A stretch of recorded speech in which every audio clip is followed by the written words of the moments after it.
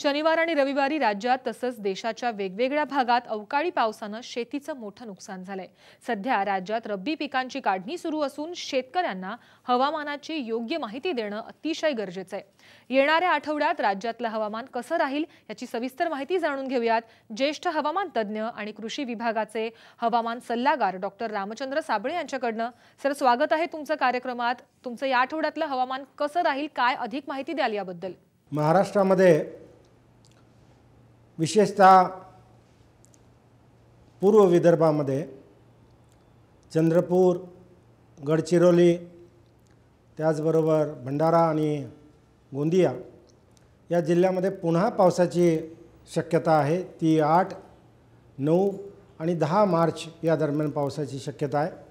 हा पाऊस वादळी वाऱ्यासह आणि विजांचे कडकडाट आणि ढगांचे गडगडाट अशा प्रकारे होऊ शकतो आणि त्या पावसापासून आपलं संरक्षण करावं या दृष्टीनं आता काढणीस आलेली जी पिकं आहेत त्यांची काढणी करून घ्यावी, सुरक्षित स्थळी माल हलवावा। ही कामं जर आपल्याला पूर्वसूचना मिळाली तर आपण करू शकतो। त्याचबरोबर जर ज्या फळबागांमध्ये माल काढणीस आलेला आहे किंवा फळं परिपक्व झालेले आहेत अशा फळांच्या अशा फळांची काढणी करून प्रतवारी करून माल पॅक करून बाजाराला पाठवणं गरजेचं आहे।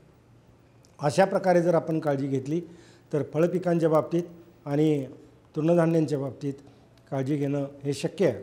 याचबरोबर रब्बी हंगामातील गहू, हरभरा, ज्वारी आणि इतर काही पिकं असतील त्यांच्याकडे देखील त्याच दृष्टीनं पाहणं गरजेचं आहे। उघड्यावर माल ठेवू नये। हळदीसारखं पीक जर असेल तर त्या हळदीसारखं पीक शिजवल्यानंतर वाळत घातलं असेल तर ते ढीग तयार करून झाकून घ्यावं। अशा प्रकारे सर्व शेतमालाची काळजी घेणं गरजेचं आहे, कारण पाऊस हा त्या भागातच होण्याची जास्त शक्यता आहे।